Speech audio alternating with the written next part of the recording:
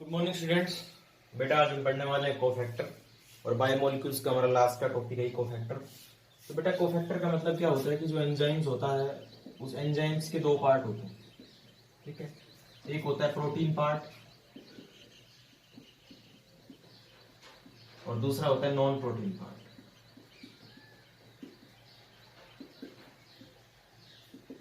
बेटा इसमें क्या होता है कि जो नॉन प्रोटीन पार्ट होता है और जो प्रोटीन पार्ट होता है, ये जो प्रोटीन पार्ट होता है उसको बोला जाता है एपोएंजाइम्स और जो नॉन प्रोटीन पार्ट होता है इसको बोला जाता है कोफैक्टर। अगर आप शेप की बात करते हो, एंजाइम की जो शेप होती है उसमें, उस एंजाइम की शेप के अंदर ये हमारे पास कोई भी एंजाइम्स है, ये इसकी एक्टिव साइट्स होती है। इस एक्टिव साइट्स जो है इन साइट्स पे या फिर दूसरी जगह कुछ ऐसे नॉन प्रोटीन पार्ट होते हैं, वो नॉन प्रोटीन पार्ट जो है वो इसकी जो कैटालिटिक एक्टिविटी होती है उसको इंक्रीज करते हैं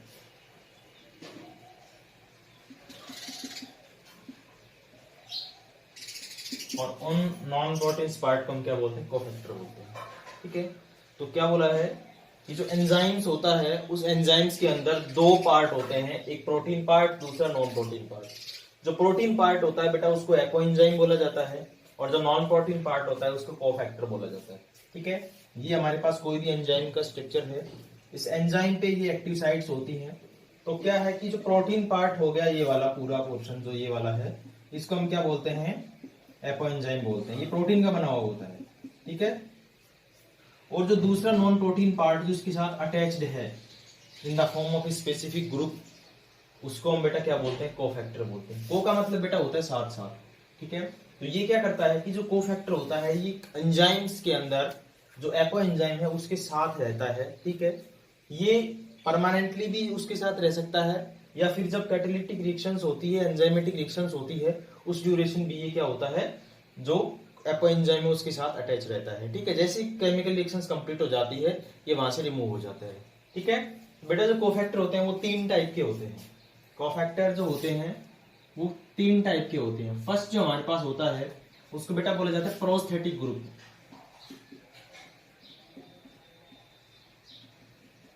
सेकंड जो होता है बेटा उसको बोला जाता है कोएंजाइम और जो थर्ड वाला होता है बेटा उसको बोला जाता है मेटालिक आयन, ठीक है। तो तीन क्या हो गए हमारे पास, कोफैक्टर के पार्ट हो गए। ये कहें कि जो कोफैक्टर होता है वो तीन टाइप के होते हैं, ठीक है। कोफैक्टर्स तीन टाइप के होते हैं, फर्स्ट प्रोस्थेटिक ग्रुप, दूसरा कोएंजाइम्स और तीसरा मेटालिक आयंस। अब बेटा ये जो प्रोस्थेटिक ग्रुप होता है ये क्या होता है, प्रोस्थेटिक ग्रुप जो होता है ये एक्चुअली में कोई भी जो एंजाइम्स होता है उसका जो प्रोटीन पार्ट है एपोएंजाइम्स, ठीक है, उस एपोएंजाइम के साथ ये क्लोजली बाउंडेड होता है या क्लोजली अटैच होता है, ठीक है। तो प्रोस्थेटिक ग्रुप होता है ये बेटा जो एपोएंजाइम्स है, ठीक है, उस एपोएंजाइम के साथ टाइटली बॉन्डेड होता है और टाइटली बॉन्डेड है तो बेटा ये क्या होता है, ऑलवेज टुगेदर विद एपोएंजाइम्स, ठीक है।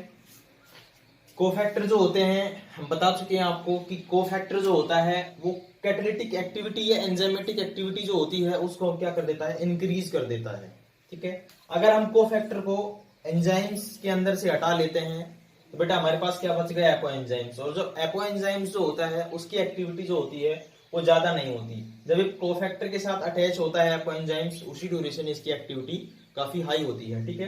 तो जब हम रिमूव करते हैं कोफैक्टर को किससे, एंजाइम से, ठीक है, तो बेटा वो जो एंजाइमेटिक एक्टिविटी होती है किसी भी एंजाइम की वो डिक्लाइन कर जाती है, ठीक है। डिक्लाइन का मतलब रिड्यूस्ड या कम हो जाना, ठीक है, क्लियर। अब बेटा ये जो प्रोस्थेटिक ग्रुप होता है ये हम क्या कह रहे हैं कि टाइटली बॉन्ड होता है किसके साथ, एपोएंजाइम्स के साथ, या एंजाइम्स के अंदर जो एपोएंजाइम्स होता है उसके साथ ये प्रोस्थेटिक ग्रुप टाइटली बॉन्डेड होता है, ठीक है।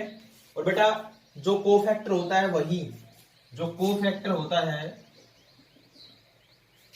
वो प्लस में एपोएंजाइम्स, ठीक है, ये दोनों मिलके ही बेटा कंप्लीट आपको क्या बनाते हैं, ये एंजाइम बनाता है, ठीक है। तो बेटा ये जो प्रोस्थेटिक ग्रुप होता है, फर्स्ट टाइप जो है हमारे पास प्रोस्थेटिक ग्रुप जो है उसके अंदर क्या होता है कि ये पहली बात तो कि जो एपोएंजाइम्स होता है उसके साथ टाइटली बॉन्डेड होता है, और जब टाइटली बॉन्डेड होता है तो बेटा हर टाइम पे ये क्या होता है, अटैच रहता है किसके साथ, एपोएंजाइम्स के साथ, ठीक है, क्लियर। और क्या बनाता है, एंजाइम्स बनाता है कंप्लीट। दूसरा क्या होता है कि अगर बेटा इसकी बात करते हैं प्रोस्थेटिक ग्रुप की बात करते हैं, तो हमारी जो सेल होती है उस सेल के अंदर एक टॉक्सिक प्रोड्यूस होता है, इसको बोला जाता है H2O2, ठीक है, हाइड्रोजन पर ऑक्साइड, ठीक है। तो बेटा ये जो H2O2 होता है ये हमारी सेल के अंदर बनता है, ठीक है, और ये टॉक्सिक होता है बहुत ज्यादा, ठीक है। तो टॉक्सिक जब ये होता है तो बेटा इसको क्या हो जाता है, ये कैटालाइज करना पड़ता है, ठीक है। और हमारी जो सेल्स होती है उसके अंदर स्पेसिफिक एंजाइम्स होते हैं, परऑक्सीडेज और दूसरा कैटालेज। ये बेटा दो एंजाइम्स होते हैं, कैटालेज और परऑक्सीडेज। ये क्या करते हैं, इस H2O2 जो है हाइड्रोजन परऑक्साइड जो है इसको कैटालाइज कर देते हैं और क्या बनाते हैं, H2O प्लस ऑक्सीजन, ठीक है। बात यहां पे क्या हो रही है कि जब बेटा ये जो H2O2 जो है हाइड्रोजन परऑक्साइड है इसको ये दो एंजाइम्स होते हैं कैटालाइज करते हैं और क्या बना देते हैं, H2 वाटर मॉलिक्यूल्स बनाते हैं प्लस में ऑक्सीजन बनाते हैं, ठीक है, जो नॉन टॉक्सिक होती है हमारी सेल्स के लिए। ये टॉक्सिक होता है H2O2, लेकिन बेटा यहाँ पे हम इसके बारे में क्यों बात कर रहे हैं, क्योंकि ये जो बेटा जो ये एंजाइम्स जो होते हैं इनके अंदर एक प्रोस्थेटिक ग्रुप होता है, ठीक है। ये जो एंजाइम्स होते हैं दोनों के दोनों, इसके पास एक प्रोस्थेटिक ग्रुप होता है, ठीक है। और बेटा उस प्रोस्थेटिक ग्रुप को क्या बोला जाता है, हिम, ठीक है। और हिम जो होता है एक प्रोस्थेटिक ग्रुप होता है जो किसके साथ अटैच रहता है, इन दो एंजाइम्स के साथ अटैच रहता है, ठीक है, क्लियर, ठीक है। यानी कि जो एंजाइम है ये वाले दोनों, इसके अंदर जो एपोएंजाइम्स है उसके साथ ही प्रोस्थेटिक ग्रुप अटैच रहता है, ठीक है। और ये जो प्रोस्थेटिक ग्रुप होता है बेटा ये हमेशा अटैच रहता है एंजाइम्स के साथ, एपोएंजाइम्स के साथ हमेशा अटैच रहता है ये, ठीक है। और उसके बाद बेटा हम बात करते हैं कोएंजाइम्स की। तो जो कोएंजाइम्स होता है वो क्या होता है, कोएंजाइम्स जो होते हैं बेटा वो भी ये दोनों के दोनों जो कोएंजाइम्स और जो प्रोस्थेटिक ग्रुप होते हैं दोनों के दोनों ऑर्गेनिक कंपाउंड होते हैं, या फिर ये कहें कि जो ऑर्गेनिक सब्सटेंस होते हैं ये, और ऑर्गेनिक सब्सटेंस जो होते हैं ये दोनों होते हैं, लेकिन जो मेटेलिक आयंस होता है इनऑर्गेनिक सब्सटेंस होता है। तो मेन डिफरेंस जो है मेटेलिक आयन और इन दोनों के अंदर, ठीक है, कुछ बुक्स के अंदर ये आपको दोनों एक नजर आएंगे कि कोएंजाइम्स का एक पार्ट होता है प्रोस्थेटिक ग्रुप, ठीक है, लेकिन बेटा ये जो अटैचमेंट होती है ये इनकी डिफरेंट होती है, ठीक है। ये प्रोस्थेटिक ग्रुप और जो कोएंजाइम्स होते हैं ये एक्टिव साइट्स पे अटैच होते हैं, मेटेलिक आयन जो होते हैं एक्टिव साइट्स पे भी हो सकते हैं और अदर साइट्स पे भी अटैच हो सकते हैं, ठीक है। तो बेटा जो ऑर्गेनिक सब्सटेंस होते हैं कोएंजाइम भी और प्रोस्थेटिक ग्रुप भी, तो ये जो कोएंजाइम्स होता है इसके बारे में बात कर रहे हैं, ठीक है। इसके अंदर जो ये जो प्रोस्थेटिक ग्रुप है बेटा इसके अंदर और सारी प्रोटीन्स भी, बायोटीन भी है, काफी सारी प्रोटीन्स भी होती है, सॉरी विटामिन जो है बायोटीन वगैरह, बायोटीन, राइबोफ्लेविन, ये बेटा जो विटामिन होती है ये भी एक प्रकार से प्रोस्थेटिक ग्रुप का ही काम करती है, ठीक है। कोएंजाइम्स के बारे में बात करें तो बेटा कोएंजाइम्स क्या करता है, ये भी एक ऑर्गेनिक सब्सटेंस होता है, और जो ऑर्गेनिक सब्सटेंस जो होता है तो इसके अंदर क्या होता है कि ये जो ऑर्गेनिक सब्सटेंस है ये काम क्या करता है यहाँ पे कि ये भी एंजाइम्स के साथ या फिर एपोएंजाइम्स है उसके साथ अटैच होता है, लेकिन ये सिर्फ उस ड्यूरेशन अटैच होता है जिस ड्यूरेशन केमिकल रिएक्शन जो होती है वो स्टार्ट हुई होती है, ठीक है। It attached with enzymes only during chemical reactions, but it remove when chemical reactions completely. क्या बता रहा है बेटा ये कि जो को एंजाइम्स होता है, ऑर्गेनिक सब्सटेंस होता है जो अटैच होता है किसके साथ, एंजाइम्स के साथ। लेकिन ये कब अटैच होता है, जब सिर्फ केमिकल रिएक्शंस हो रही होती है या होनी होती है, उस ड्यूरेशन ये बेटा अटैच होता है, ठीक है।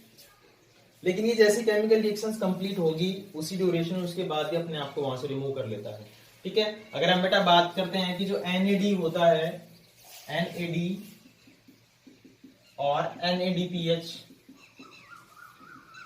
आपको इसके बारे में बता चुके हैं कि इनके अंदर NADP, ठीक है, NAD और NADP, ये बेटा जो दोनों के दोनों एंजाइम्स होता है, इसके अंदर एक को एंजाइम साथ होता है नियासिन, और ये बेटा एक विटामिन होती है जो एज ए को एंजाइम्स का काम करती है, ठीक है। तो को एंजाइम्स क्या हो गए, ऑर्गेनिक सब्सटेंसेस जो अटैच होते हैं किसके साथ, एंजाइम के। लेकिन कब, जब सिर्फ केमिकल रिएक्शन जो होती है वो स्टार्ट हुई होती है या स्टार्ट होना है उसको, उसी ड्यूरेशन अटैच होते हैं। जब केमिकल रिएक्शन कंप्लीट होती है तो ये वहां से रिमूव हो जाते हैं। लेकिन प्रोस्थेटिक ग्रुप बेटा परमानेंटली अटैच होते हैं, ठीक है। प्रोस्थेटिक ग्रुप जो होते हैं वो टाइटली बॉन्डेड होते हैं, कोवलेंटली या नॉन कोवलेंटली, ठीक है। लेकिन ये जो कोएंजाइम्स होते हैं बेटा, ये कोएंजाइम्स जो हैं ये लूजली अटैच होते हैं एंजाइम्स के साथ, ठीक है। लास्ट बेटा आता है जो मेटेलिक आयंस होते हैं, ठीक है। थर्ड जो हमारा क्या है, मेटेलिक आयन है। अब जो मेटेलिक आयन जो होता है बेटा, क्या होता है कि कुछ मेटल आयन जो है वो अगर जिस एंजाइम्स के पास होते हैं, मेटेलिक आयन जिस एंजाइम्स के पास होते हैं, यानी एपो एंजाइम मिलेगा आपको और दूसरा उसके साथ क्या मिलेगा, मेटेलिक आयन मिलेगा। तो जब ये बेटा अटैच होता है कौन सा, एपो एंजाइम्स किसके साथ, एपो एंजाइम्स के साथ कौन अटैच होता है, मेटल्स आयन, तो बेटा उसको बोलते हैं मेटल एंजाइम्स, ठीक है। दूसरा क्या है कि जो मेटल्स होती हैं वो भी बेटा, लेकिन एक फर्क होता है अटैचमेंट का कि ये जो प्रोस्थेटिक ग्रुप और जो कोएंजाइम्स होते हैं ये एक्टिव साइट्स पे अटैच होते हैं, लेकिन जो बेटा मेटेलिक आयंस होते हैं ये एंजाइम्स की अदर साइट्स पे भी क्या हो सकते हैं, अटैच हो सकते हैं। जब हमारे पास कोई भी ये एंजाइम्स है, इसकी जो ये अदर साइट्स है, ठीक है, इस अदर साइट्स पे भी ये जाके अटैच हो सकते हैं मेटेलिक आयन। लेकिन ये जो मोस्टली जो प्रोस्थेटिक ग्रुप और जो कोएंजाइम्स होते हैं ये एक्टिव साइट्स पे अटैच होते हैं। अभी बेटा जो मेटल साइंस के बारे में बात करते हैं तो बहुत सारे एग्जांपल्स है। K+ जो है हमारे पास, ठीक है, पोटेशियम जो आयंस है वो बेटा पाइरूवेट काइनेज के अंदर होता है, ठीक है। अगर हम बात करें बेटा जो निकेल 2 पॉजिटिव होता है, यूरिएज जो है, निकेल जो आयन होता है वो यूरेज के साथ होता है। मोलिब्डेनम जो होता है वो नाइट्रोजिनेज जो एंजाइम्स होता है उसके साथ अटैच होता है, ठीक है। आयरन +2 आयन जो है, आयरन 3 है, Fe+2 Fe+3 जो है वो कैटलेज और परऑक्सीडेज जो होते हैं उसके एंजाइम्स जो होते हैं, परऑक्सीडेज और कैटलेज जो होते हैं उसके साथ में अटैच होते हैं, ठीक है। जिंक +2 जो है कार्बोक्सी पेप्टाइडेज जो है उसके साथ अटैच होता है, ठीक है।